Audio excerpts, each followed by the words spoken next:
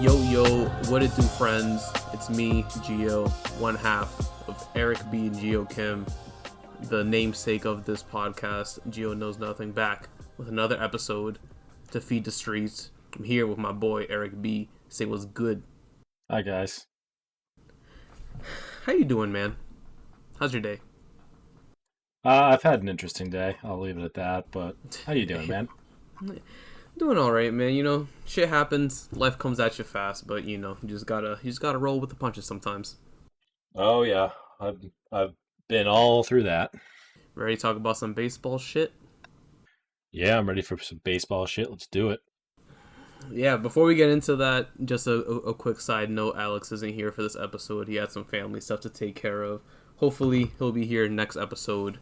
And yeah, shout out to Big Head, Big Papa Pump. Just kidding. We future endeavored Alex. Next week, we'll be covering the rise and fall of Alex over a 3-episode arc. Unfortunately, we had to, cut ties due to cutbacks in our budget. We just couldn't afford to pay him. But we're going to be talking about somebody getting paid. Let's get into some baseball shit.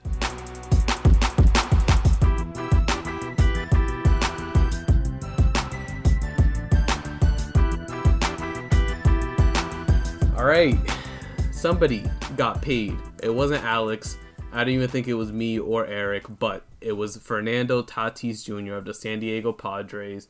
He just signed a 14-year, $340 million contract extension, which is due to expire when he's just at the ripe age of 36 years old. Great deal for one of, if not the best shortstop in the league, probably number 2 behind Francisco Lindor, but there's no bias there, So this is one of those contracts that we're going to look back on, and I don't think any opt-outs have been announced yet for this deal. None that I've seen. I mean, it's not going to be a straight-up 14-year deal.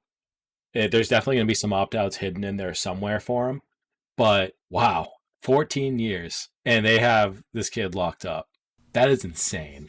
Like, that is easily one of the most absurd things I've ever heard, just because, this is so unheard of. It's literally one of those contracts where you, head onto Twitter or Instagram and you read all the numbers, and you text your friends just are these numbers real right now? Is that what I'm reading? But the crazy thing is, he's 22 years old. He's played 2 years in the majors already. One of them being the shortened season last year. And actually, he hasn't even played a full season yet. He's only played 84 games in 2019 and 59 games. Well, 59 games was as close to a full season as most guys got last year. But that being said, I don't think I've seen a guy get paid for what he's expected to do and not what he has done in the past. Because typically with these contracts, we see guys who have already had a 7 or 8 year career where they've already been absolute studs for their entire career up to that point, and they're finally getting paid. So we see Bryce Harper, who is, I think, was 29 or 27 at the time of signing. He was 26, so he was 26 when he got that contract. But you see guys who have already have all these years of experience, they have all this service time, and you know what they are. You have a very, very, very clear picture of what they are, and almost know exactly what they're going to do. Now, Bryce Harper, because he came into the league at 19, was one of the guys who could actually, going into his prime, was able to sign one of these massive contracts. Typically, we're seeing these massive contracts on guys like Albert Pujols, who sign a 10-year contract for $250 million, and they're signing them when they're 30. Or closer to 30. So here we are, a kid who's 22 years old, getting a massive, massive contract because he is expected to be one of the best players in baseball, period. This is the 3rd largest contract in MLB history, behind Mike Trout and Mookie Betts. And kind of to piggyback off of what you said, if you think about it, Mike Trout, when he got his big deal, he was already Mike fucking Trout. When Mookie Betts got his deal, he had already won MVP, and everybody already knew that who Mookie Betts was. Also, like you said, he's only played 140-ish games, and they've already committed to give him $340 million for a guy that hasn't even played a full season yet. Like, this shit is unheard of. At least in my lifetime that I could remember. Yeah, no, I don't think I've ever seen this before because our lifetime is when those massive contracts started coming out. And again, looking at Mike Trout, when did he sign his big extension? Looks like he signed his extension 2020 or 2019. Yeah, I believe he was 2019 because he was right after Harper, right? I thought Trout came before Harper. No, because I thought Harper came first. No, actually, I do remember it now. Harper signed his contract first, and at the time, it was the richest in history. And then Mike Trout signed like 3 months later Oh, and yeah, made his yeah, yeah. contract the richest. Yeah, I remember that. I remember how hilarious that was because I think Bryce Harper's a douche, and not like in a goofy way like JJ Watt, but like in a shitty way, like Patrick Payne of the Chicago Blackhawks. Like I just think the guy sucks, and the fact that he like wanted that big I have the richest contract in history, and then all of a sudden he lost it before he played a game on that contract was hilarious. So yeah, there must be something about Southern California. Maybe Scorpio Sky was onto something because I don't mind Harper. I kind of like Harper. I think he's kind of a douche. I mean, maybe not like as a person, but like as a player, yeah, I like him. But like all like being like a pissy little bitch and like complaining about everything and just I don't know, just being like a big baby. Obviously, I don't fuck with that. Yeah, like no, he's a good player for the game because he's like I do like how he's got some attitude on the field, which baseball is the most sterile sport in the world. So you really need something there. You need some sort of energy. Yeah, like so I like when he does stuff like that. Like I love when he pimps home runs and just like cranks one to the upper deck at Citizens Bank Park and just like stares at it for a couple seconds. Like that's awesome. Yeah. Same with Tatis. Like when he's pimping home runs, doing all the bat flips. That's why we love him. He's just a kid trying to enjoy playing the game that he loves. Yeah, but then Bryce Harper's the kind of dude that like shows up at your house while you have some friends over having a small party with a 30 rack of Bud Light, and then when you tell him to leave, he threatens that his dad will sue you. Like that's the kind of person Bryce Harper reminds me of, and that's probably why I hate him. I feel like Bryce Harper is like the kind of dude to like play wiffle ball in his backyard with his kid, and he just hits like an absolute bomb like four houses down, and he still pimps it. Not even on his own kid, on his friend's kid, a kid he doesn't even know, random kid at the park. Listen, if doing that is going to make you a douche, then I'm going to be a massive douche when I have kids because I fully plan on doing that. You and me both, maybe, now that I think about it. Never mind, I take that back. I mean, whatever. I'll be a douche as a dad. Fuck it. Good player. I'm just not a fan of him fighting with Jonathan Papelbon in the dugout. That's it. To be fair, though, Dodgers and Papelbon's a psychopath. Yeah, if you're gonna try to fight a dude, you might as well go for the biggest, craziest looking dude, and we would know as Red Sox fans. Yeah, before we get too much further off topic, that like circling back to Tatis, I think this is the type of contract that will set the future of player contracts. Like if you have a guy who can show up again, because like Mike Trout went to arbitration for years before he got his major contract, and granted, arbitration for him is still 20 million, 34 million, 36 million. It's still a lot of money, but it's just another ballpark we're talking when it comes to signing a guy who you still have under control and just paying him for what he's like Projected to do. pay him for what he's going to do and instead of paying him for what he did in the past. Yeah. Like I think that could lead to a monumental shift in contracts for younger players. Or not, because Major League Baseball sucks like that, but Especially with us getting a contract like this, and the one that Trevor Bauer signed, where he gets an opt out after every single year and still manages to have all that money like guaranteed if he does play. Like both of these contracts could possibly change the MLB forever. Like you got a guy with an opt out after every year breaking the AAV record, and a kid that hasn't even played a full 162 getting paid 340 million over 14 years. Like this shit's crazy. It's nuts, but I'm all here for it. Oh, 100%. I feel like this is like one of the changes that the game needed is players coming in and shaking it up not only on the field but even off the field as well when it comes to their contract negotiations. Yeah, now if they can just get these guys to do like media and stuff and have be like fun characters and Yeah, but also I feel like the media doesn't make it appealing for them to want to do media. At least most media. it's not even just media, it's doing advertisements, it's like putting your face out there, showing you have a personality. Like these guys just don't have an interest in doing it. And Mike Trout, above all else, Mike Trout like goes home and reads weather reports. That's something else that I feel like this contract can change is that like Tatis is like even the two other people in the top three biggest contracts in the history of the MLB, Mookie Betts and Tatis. Those are two like extremely credible and marketable people that are easy to market. People's fans love them; they're fan favorites like anywhere in the country. And then you have Mike Trout, who's like the consensus number one best player in the league, but they haven't been able to market him, or he hasn't been able to market himself. He hasn't wanted to. He's gotten plenty of opportunities to do it, but he doesn't have an interest in it. And I can't say I don't blame him. He seems like just like a really chill guy who just happens to be the best baseball player on the planet. But it's just like one of those things where you can't force a guy to do something he doesn't want to do. So hopefully guys like Tatis and Betts can really, and I mean, we haven't really started seeing Betts in anything yet, and he is in the second biggest media market in the country playing for a world champion team. And we're not seeing his face everywhere. I mean, at least when we had him here, we would see him in commercials and shit.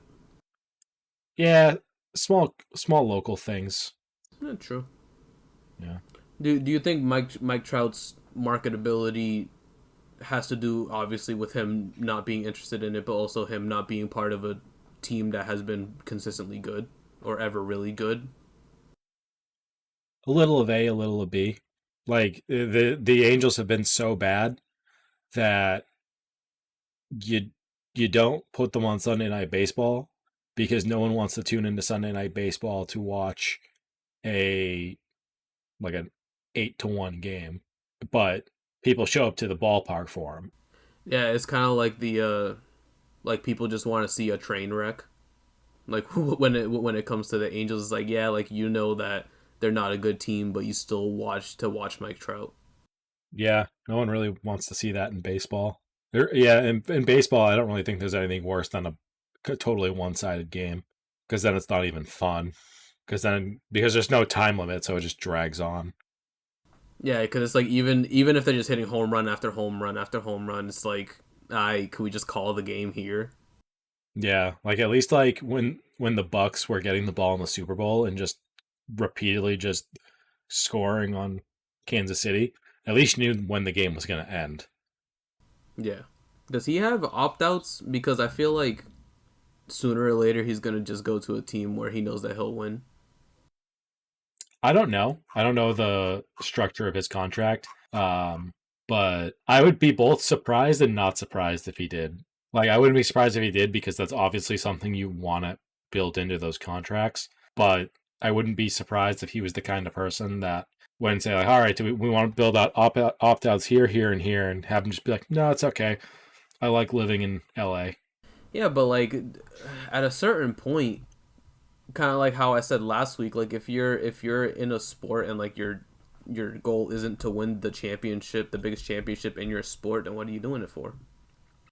The inordinate amount of money. Well, yeah, true. I guess not everybody's built the same, and money could make other people happy, whereas other people could want to just win.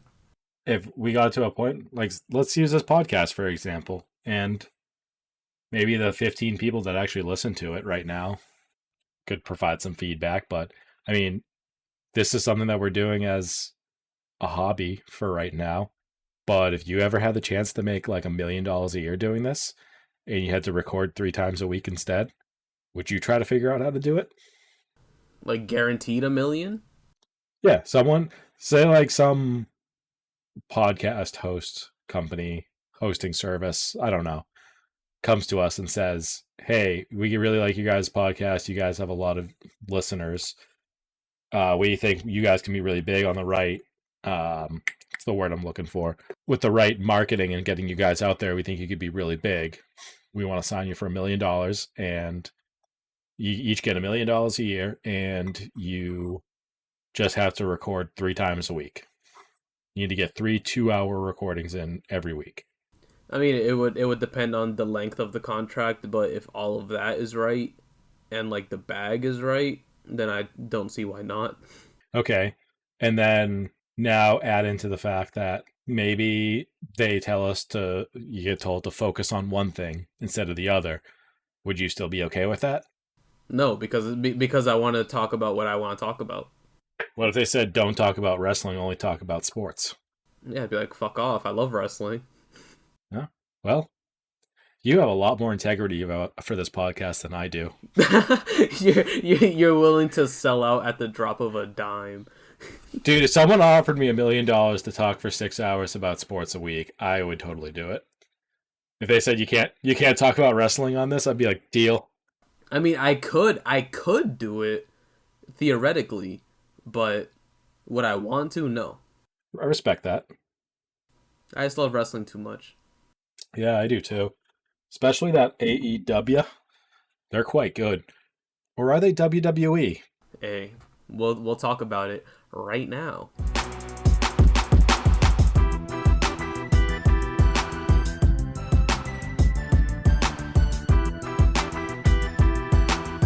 All right, before we actually get into the AEW show from Wednesday, they put on some matches on their YouTube channel on Monday. It was the Japanese side of the women's eliminator tournament. The first matches ever in AEW history emanating from the great country of Japan. We had 4 matches on the card. First match was Mei Segura versus Yuka Sakazaki. Let me get that right. This is a very entertaining match. I liked Mei's style because it's unique, because it was based on misdirection. And I've seen it before, like Lio Rush would do it from time to time in his matches, but it would be like a spot in the match, not like literally like his style of fighting. So it was a nice breath of fresh air to watch. I didn't like Yuka when I first saw her in AEW, but she has a good showing in this match in my opinion. So now I kind of fuck with her. Yuka ends up going over after a body slam driver type move. Excalibur ended up calling it a Northern Lights bomb, but I don't know, it was nasty, that's all I know. And then she ended up hitting a 450 off the top rope, and she got the pin. So I'm going to charge you right now with gimmick infringement, because hating everything is Alex's gimmick. But I don't hate everything. I just dislike some things. Yeah, I mean, Yuka Sakazaki, I really, really like her a lot. She's very, very good. And I think that the more we see of her in AEW, the better. She's got a good tempo, good pace, good style. And one of the things that I think a lot of women in AEW struggle with is the small emotional things that help tell a great story. And I think that Yuka Sakazaki is really, really good at that. Yeah, look forward to seeing more of her, hopefully on AEW Main. If not, we could always just check out her Joshi stuff in Japan. Next up, we had Veni versus Emi, the mom of all moms, Sakura. Excalibur explains that the kimono Veni wore during her entrance was gifted to them by the mother of Hanakamura, who unfortunately passed away last year. May she rest in peace. Emi Sakura has the big experience advantage in this match. She takes control early on, but Veni shows off their athletic ability after Emi rolls to the outside and Veni ends up hitting a moonsault. The veteran looks to take control, but the young gun flies all over the ring and even hits a running shooting star, which made me gasp audibly. Very, very good showing from Veni in this match. They were honestly my favorite out of everybody that we saw on this first round on the Japanese side. But unfortunately, she was defeated after Emi Sakura hits a Tiger Driver for the win. Yeah, just another great match. One of the things I really, really liked about this match was that, to me, this match really put over the Women's World Championship really in a really big way. These two were they were hard, hitting each other hard. They were really putting everything they had into it. And like they captured the essence of what a tournament like this needs to be about. And it needs to be about what you're willing to put yourself through to get a shot at the title. And these two battled. And I love Emi Sakura. I think she is awesome. I love her whole Freddie Mercury gimmick. And I think Venny has a lot of potential. So Excalibur was saying that they started wrestling when they were 16, and now they're only 22, 23. Yeah, 22 right now. Like they're going to be really good. Yeah, my favorite part about them was that they managed to mix the styles of striking very very hard and but also being athletic and mold it into one. They were nasty. Big fan. Moving on, we had the internet's favorite in this first round of the tournament, Maki Ito versus Ryo Mizunami. Honestly, if I'm pronouncing any of these wrong, I apologize. There was great character work from Maki when she begs Mizunami for a forearm, to which she obliged, and led to Maki fake crying to lure her opponent in so she could take advantage by stomping on her foot. There was a great spot in the match where they go for full-fledged Minoru Suzuki and Tomohiro Ishii, and they exchange a copious amount of forearms in the middle of the ring. And the smaller of the two competitors uses her head quite literally when she catches a lariat and headbutts Mizunami's arm with her very, very hard head. Ito goes for a flying headbutt but kisses the mat instead and stands up to find Mizunami running at her full speed with a spear for a near fall. Ryo doesn't let up though and locks her in a head and arm triangle and forces her to tap at the end of the match. Give me your thoughts on Maki Ito. AEW needs to sign her full time. Like, oh my god, she's the best. She's so awesome. She's phenomenal. This is genuinely my first experience with her. Like, I was aware of her from like Twitter and stuff, but like I had never watched her wrestle. I never like follow. I don't really use Twitter at all, so like I didn't follow her on Twitter. And the stuff that I've seen this week from her is amazing. Obviously, she's very talented. Former J-pop star, and or she could even still be an active J-pop star. I don't know enough about her, but I want to know more.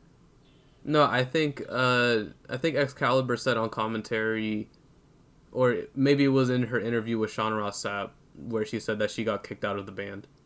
Oh, okay. So I don't think she's doing J-pop anymore. So, all right. So she's a former J-pop star, and she just oozes charisma.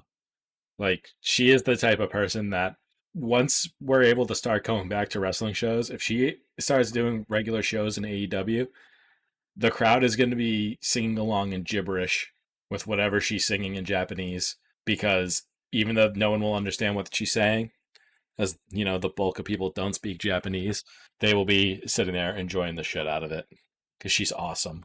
And she called John Silver a simp on Twitter, so We have to love her for that. We love John Silver here, but maybe we love Maki Ito just a little bit more. I mean, John Silver was just a man trying to do his job and recruit her to join the Dark Order. A meat man trying to do his job. Oh, I'm sorry, the Meat Man. But she just straight up called him a simp, and it's just the best. If that's a sign of her Twitter game is off the charts. Next up, for the main event of the first round of the Japanese side, we had the legend Aja Khan versus Rin Katakura. Aja Khan debuted in 1986, and we are in the year of our Lord 2021. Like, isn't that fucking insane? She debuted, wasn't that like the year after the first WrestleMania? Wasn't the first one 85? First one was 84, I believe. We just had 36, right? So what was 36 years ago? That's a lot of math. So yeah, 85. You're about right. Aja Kong has been wrestling as long as WrestleMania has existed. Let's go with that. And she's still a force. She got those heavy hands, dropping elbows on everybody. Insane. But this was essentially a squash match aside from a couple small hope spots. And Rin just refusing to stay down. Because it literally took a top rope elbow drop for her to stay down. From a 35-year-old veteran doing top rope elbow drops. Not a 35-year-old veteran, a 35-year veteran. I apologize, 35-year veteran. She looks great. She looks like she's 35. Shout out to Aja Kong. Yeah, Aja Kong is great. I hope we're able to eventually get the Aja Kong versus Awesome Kong match that was teased back in the days before we were living in a global pandemic. Because I want to see that match. I miss Awesome Kong so much. I wish she was like on AEW still. I would love to see an Awesome Kong versus Aja Kong match on like Double or Nothing or All Out. Just beat the absolute shit out of each other. Yeah, absolutely. It'll be like an 8-minute match and it'll be awesome because they'll just beat the crap out of each other. Yeah, I know, right? So yeah, that was a good way to like really kind of kick off not necessarily kick off the women's tournament, but the Japanese side of the bracket. That was a really, really good show. Very good start. And I am very excited for Monday night when we get to see it again. Do we know what the matchups for Monday night are? Let me look these up. Yeah. While you look it up, who do you think is taking it all from the Japanese side? It's tough to say without knowing what it's going to look like right now. Let me pull it up. So we're going to have Yuka Sakazaki versus Emi Sakura, Ryo Mizunumi versus Aja Kong on Monday. This is tough because Yuka Sakazaki's my pick. She was my pick at the beginning to make it out, but she would have a couple of really tough wins to get there at this point. So I'll stick with her. I'll still say it's going to be Yuka Sakazaki. So I'll pick her versus Emi Sakura. And, does she slay the giant? I don't know, does she? She slays the giant. I'm going to say Aja Kong is going to beat Ryo Mizunami, and Yuka Sakazaki will beat Aja Kong in the Japan final.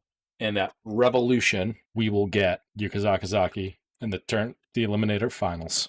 I think it'll be Emi over Yuka and Ryo over Aja. So we get Emi versus Ryo, and I think Emi's going to win it all. So in the finals, Emi versus Mizunami, I think, is going to be the finals. And then Emi's going to go over, and then she'll be in the finals. And depending on who's on the other side, she might win, she might not, because she has the history with Shida, because I think Excalibur said that she trained Shida, which wouldn't surprise me because she trained a lot of the people that we saw on this show and just a lot of the Japanese talent that they bring in. Yeah, we'll see how that goes. Yeah. There's a lot of different directions they can go with it, so. Let's get into AEW Main. Let's blow up some dynamite. I'm editing that out. That was some Alex level of bad.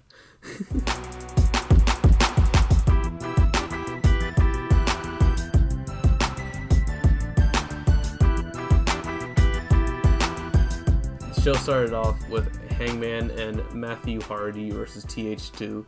As we expected, Matt Hardy takes a beating until he gets Hangman in the match with the hot tag culminating in a nasty spine buster for a near fall, with Excalibur taking a page out of JR's book with the spine on the pine call. Matt gets back in the ring and is on the brink of losing the match for his team, but Hangman saves him with a double barrel buckshot lariat, followed by Matt completely spiking Jack Evans with a twist of fate.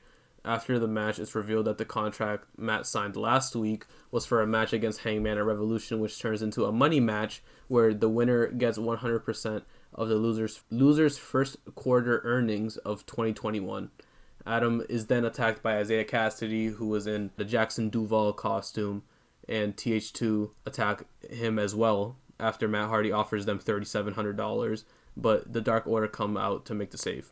So the first thing I'm going to do is correct you and Tony Schiavone. It is Jackson DeVille, not Jackson Duval. Second, I apologize to the city of Jacksonville. Don't apologize to them.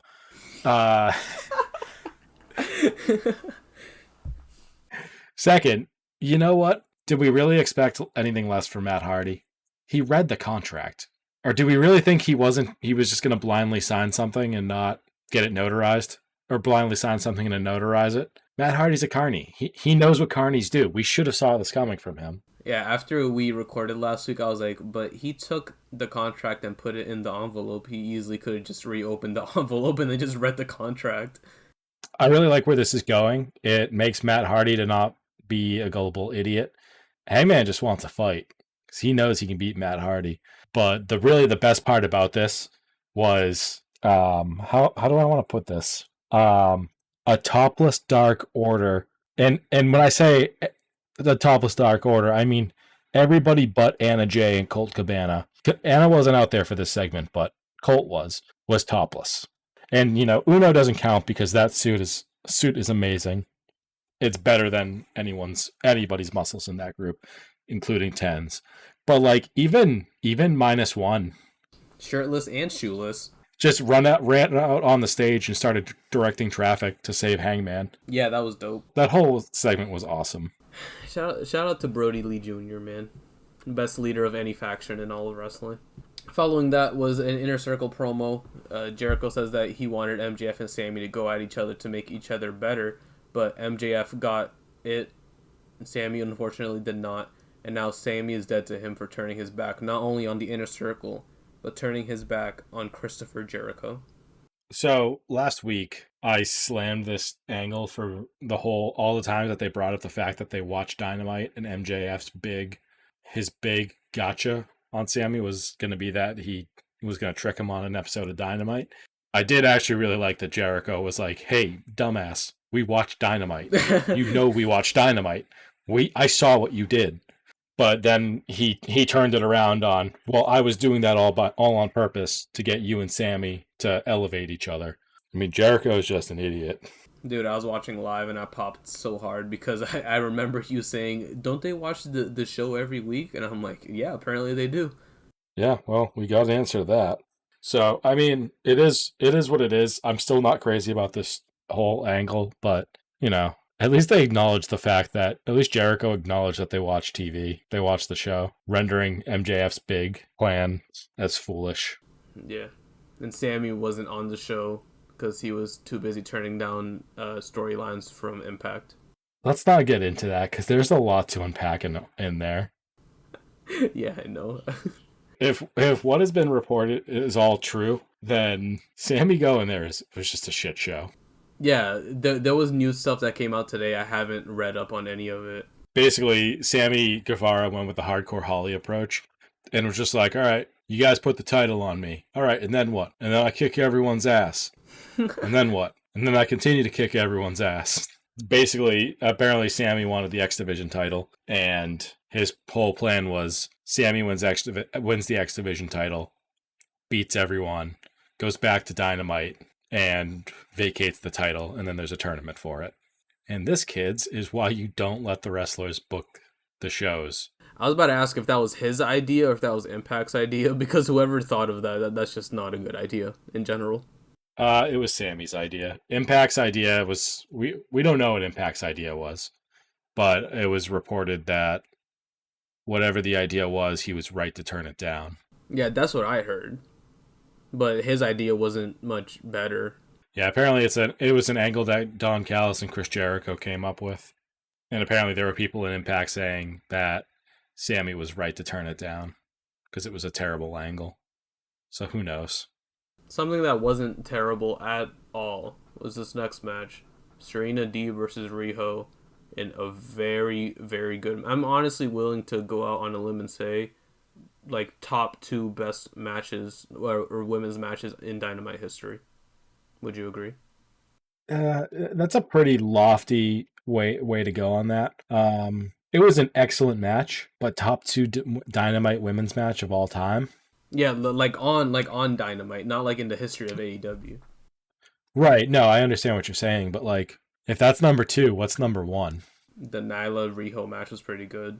I mean that's pretty clear cut number 1 for me. I don't know, maybe you're right. Maybe it is probably one of the best women's matches they've ever had on Dynamite. I like the cinematic. Oh wait, I don't know if that was on Dynamite. The Big Swole Britt Baker match, was that on Dynamite or was that on a pay-per-view? That was the Full Gear pre-show, I thought. The cinematic match? Yeah, the one in Britt's dentist office. Yeah. Oh, well, I don't know. But I like that match too. Can we Um, please? Why isn't Big Swole in the tournament? Last I remember seeing, she was suspended for something. I think she was suspended indefinitely for doing something to Britt Baker. That was a while ago though. Damn. Yeah. Hang on, I'm checking right now. Um, oh no, it was the opening match of All Out this year. Was Big Swole versus Britt Baker in the match in her dentist office. Shout out to them. Love both of them. But back to this great match. They had me completely captivated for the whole thing, so I felt like I couldn't even type. But I still jotted down some things. The entire match felt like a ginormous tug of war for control. Like nobody really had control for that long in the match, and I like that. It felt like a G1 match. Yeah, kinda. You know, like I just said about the other with the Japanese bracket matches, it felt like they really put the title over. They were really fighting for something, and it was great. I thought it was a really good match. It was a very simple match. I mean, story wise, it was a very simple match. Rio's first match back, and she's facing the NWA Women's World Champion in a tournament for a shot at the AEW Women's World Championship. So I really like that. They really just made it. They made it simple. They delivered, and it was two great talents just going in the ring. Yeah, Serena Deeb came into the match with a big cast on her left knee, so that was obviously the target for Riho.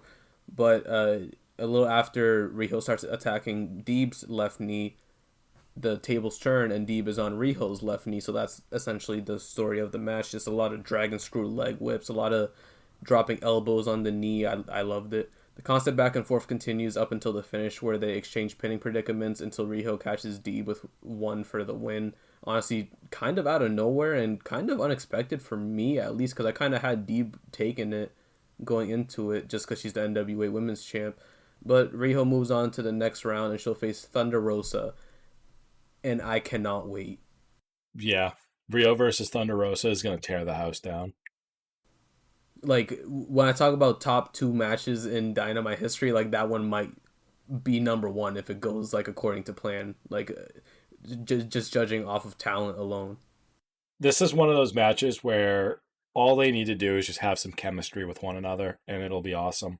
Like the worst thing that could happen is that they're just two great wrestlers that just don't have chemistry with one another. And that's worst comes to worst. Yeah, that's like a worst case scenario. And even then, the match will still be pretty good. You know what else is a worst case scenario? Seeing Shaquille O'Neal on AEW Dynamite, because that's what we saw after this. Saw Jade and Shaq shooting some hoops in a nice little promo package of them training. I don't know what basketball has to do with wrestling necessarily, but fuck it. Red Velvet was also confused on Twitter because I remember she retweeted it saying, "What, are we playing basketball or some shit?" So, whatever, man. In this video package, Shaq made the same amount of three-pointers that he made in his entire NBA career by making one. Hey. Shout out to Shaq. On the court, just not in wrestling. I want this match to take place yesterday because I never want to see it. As much as I hate the NBA for forcing an All-Star game this year, I'm kind of stoked that there's an All-Star game because that now Shaq can't be at Revolution because that's going to be the night of the All-Star game. Is it actually? Yeah. So the match is being moved up to the Dynamite before now. Oh, that's why it's on Dynamite. Yep. Oh. So instead of, paying $50 and getting stuck watching a match. With Shaquille O'Neal in it? Actually, the All-Star Game's on the 7th, and Revolution, I believe, is the 6th. Well, I mean, either way, he would still be in Atlanta, I'm assuming. Oh, never mind. Revolution is on the 7th. Oh. Huh. That's interesting. They're doing a Sunday pay-per-view. Oh, that is kind of weird. It's usually on Saturdays for them. Yeah, I'll take it. I don't mind. But yeah, I think it's going to be better having Shaq on Dynamite because if he's on Dynamite, people don't have to pay to see him, and it'll probably drive bigger viewership than pay-per-view buys. So, and it'll hopefully be a shorter match than if it was on a big pay-per-view. Yeah, hopefully they save picture-in-picture for it and just use that for like one of the picture-in-picture breaks. Oh. If there was a time for a restaurant quality picture-in-picture, it's as soon as Shaq tags into that match. After that, we had A squash match, essentially. It was everybody's favorite Auntie Luther versus Orange Cassidy. Luther takes a power bomb off the apron onto the outside, like off rip. Like that's like the first move he took, I'm pretty sure. Followed by Chuck avenging himself after getting taken out by a suicide dive right after the bell rang and delivering an awful waffle to Serpentico in the middle of the ring. Luther ends up getting back in the ring just to get taken out by an orange punch, and that is the end of the match. Orange Cassidy picks up the W.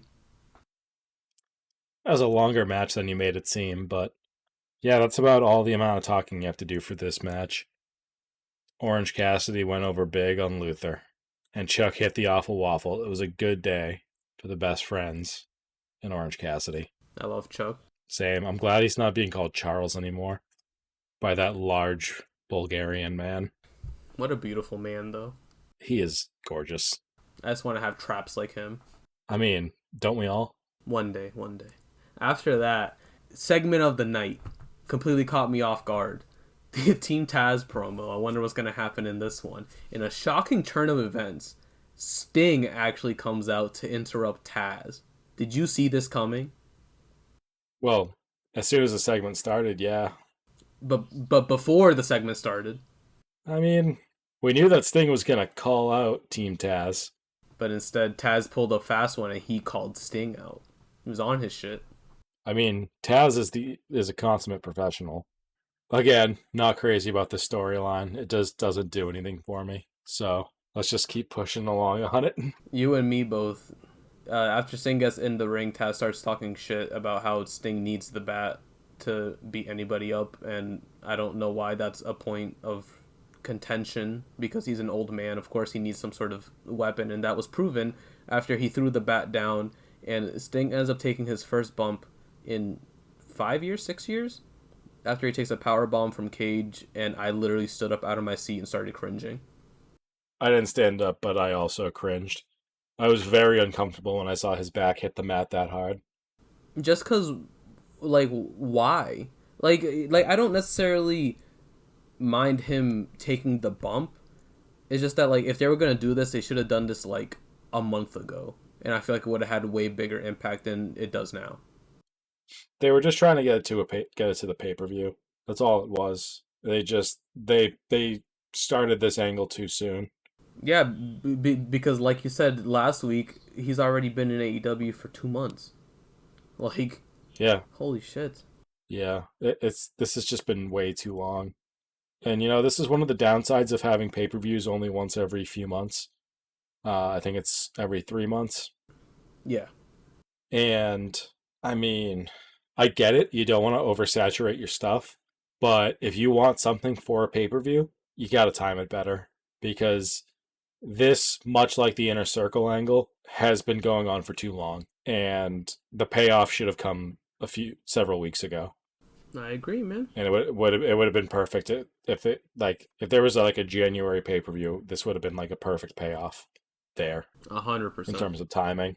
100%, but instead he debuts in December, and we have to wait until March for him to have the match.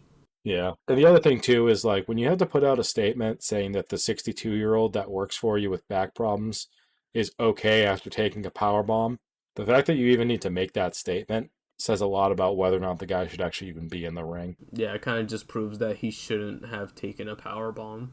But hey, man, I mean, if he's willing to do it and he got medically cleared, then there's not really that much shit we can say. So, after that, we had a little Eddie Kingston promo. He says that he asked for our main event match for tonight so that he could literally battle his demons in Archer, Phoenix, and Moxley. It's Eddie Kingston, so it's a good promo. That's all you kind of have to know about that. But after that, we had a Kenny Omega promo, and where Alex Marvez once again teleports straight through a wall, and he interrupts Kenny trying to be a stand-up citizen by reading the Young Bucks autobiography to a class of small children. Can Marvez just stop? Can he leave Kenny alone? Well, no. He can't, because the people need to know what the champ is up to. But you know what needs to stop? We need to get the guy who covers himself in baby oil away from small children. Not saying that Michael Nakazawa's done anything, but like... That can't be a good look. Yeah, it's not a good look. Let's not have Michael Nakazawa around kids.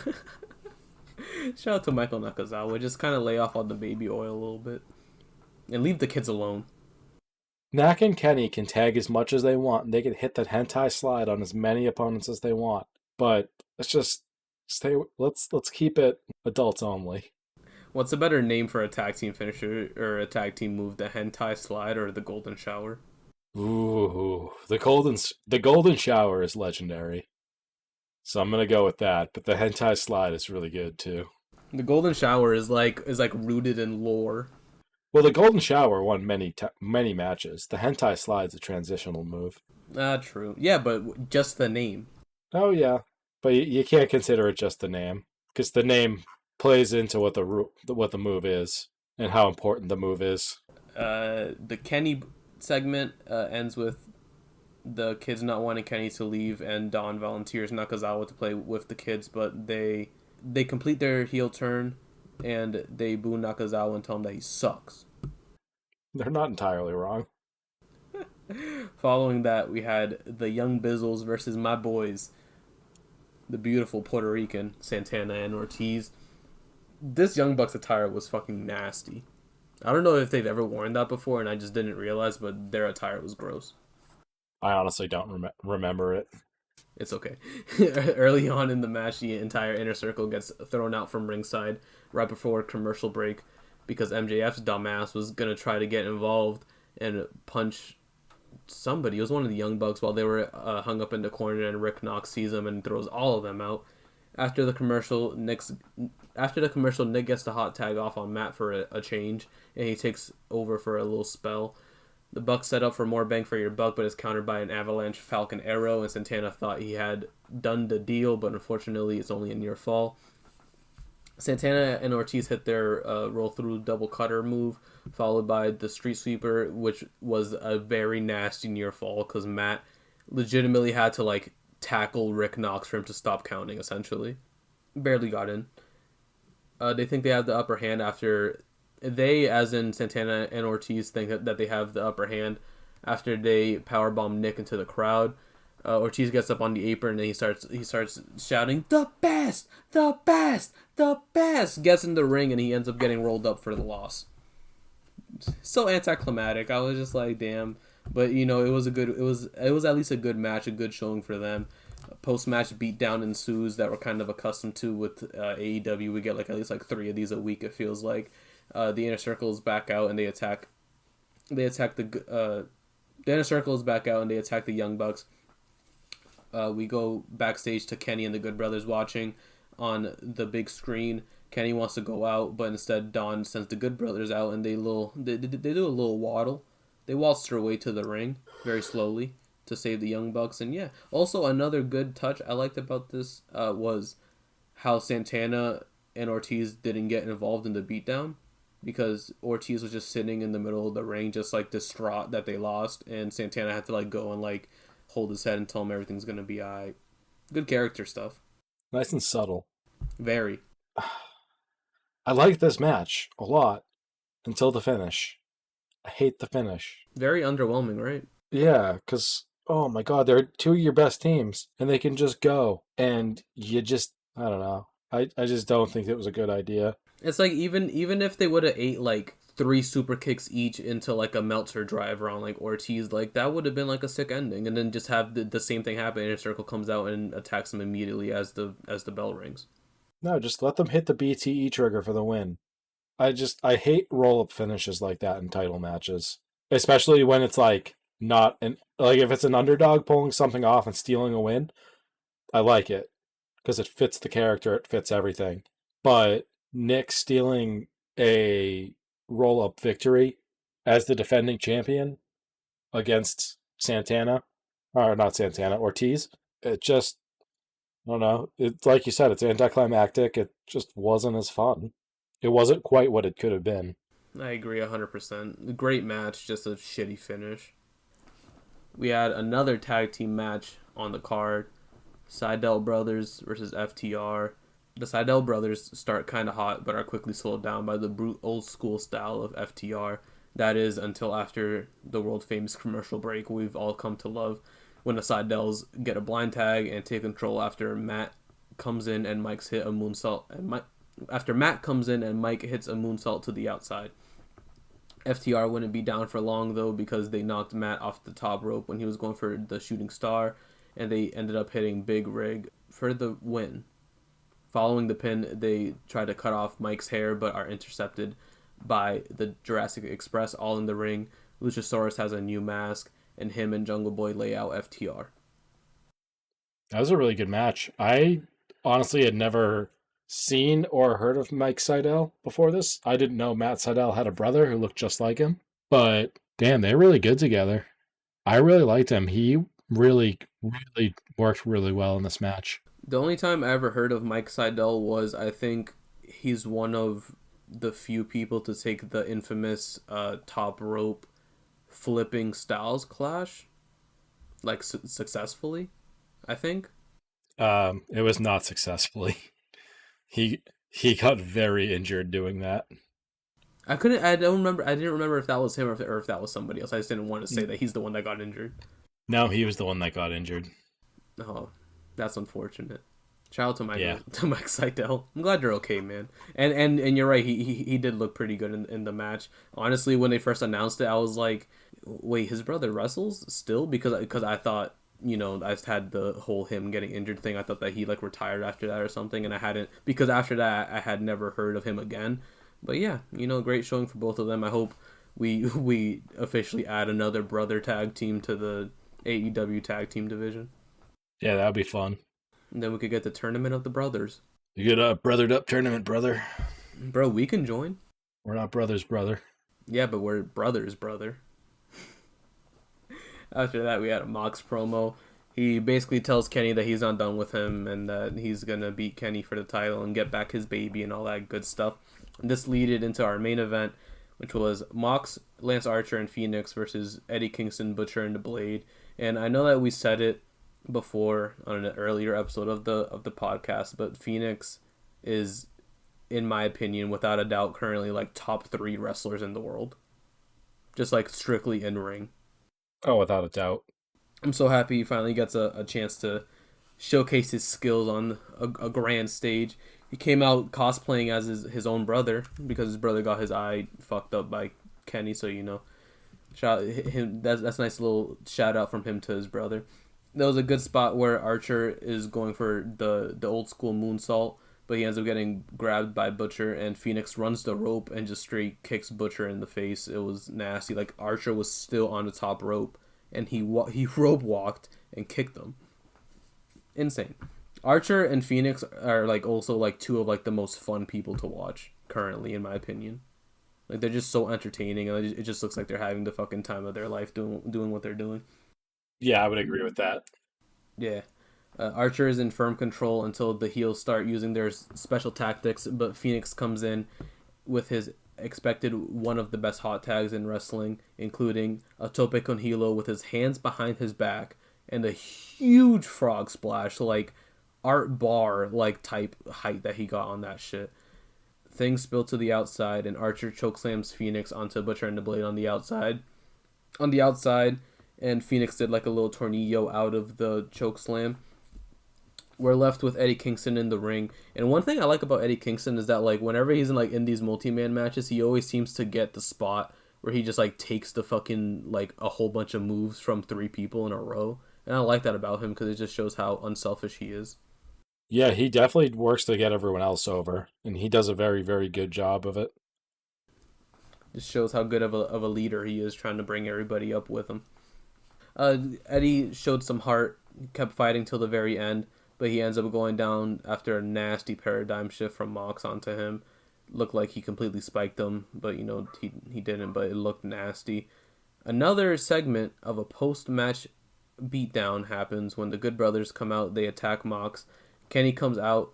He looks Mox eye to eye, and he tells him that he will get his rematch that was instilled in their contract.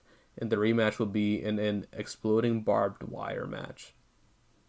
To which Renee Paquette took to Twitter saying, in all caps, or no, it wasn't in all caps. It was just sentences that said, one said exploding, the next one said barbed wire, and the next one said death match. Like, I also read something on Twitter that said that like Tony Khan is just trying to get back at all the people that made fun of him for collecting like old FMW tapes back in the 80s or 90s, which is I could see that being a true statement with what's about to transpire in this championship match. Oh, please. You say that like it wasn't Mox and Kenny who came up with this idea in the first place of having like some sort of a barbed wire match or having some sort of death match. And then that's when Tony was like, guys, this is it. Here we go. Tony just like a glare came over his eyes. He's like, guys, I have the perfect idea. Hey, we want to do a death match to really put a stamp on this feud.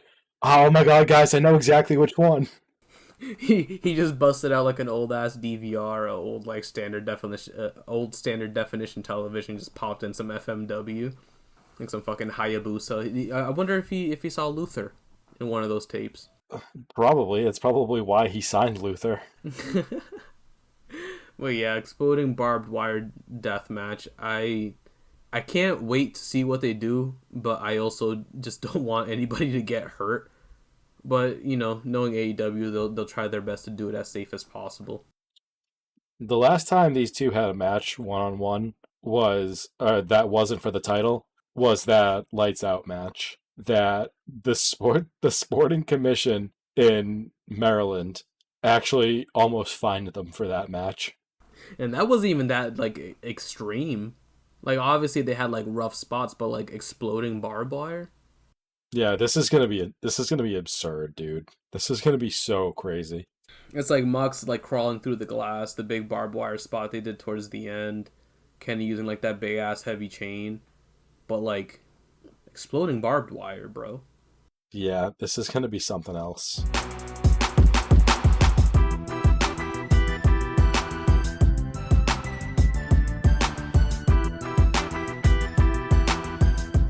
All right, guys, thank you for checking us out. Please make sure you like, subscribe, follow us on Twitter, follow us on Spotify and SoundCloud. Tell your friends, share this with everybody you know. Share this with the old lady you work with that's kind of annoying, but you still kind of fuck with her because she treats you nice sometimes. Guys, we were a mess tonight without Alex fact checking for us. Please like, share, and subscribe so that we can rehire Alex. Yeah, Breaking Kayfabe, we recorded for 7 hours, and it's all because Alex wasn't here to look up stuff for us. Do you guys have any idea how much time it is to be completely unprepared for a show and do all the prep while you're recording? It's a nightmare. Yeah, we need Alex. We need you, Alex. Dumb Cody Rhodes, Mark. Fuck Cody Rhodes. All right, guys, we'll be here next week. Eric, say adios. Adios, mi amigos. Hope everybody stay safe. Wear your mask. Don't cough on people. Don't kiss anybody you don't know. And yeah, peace.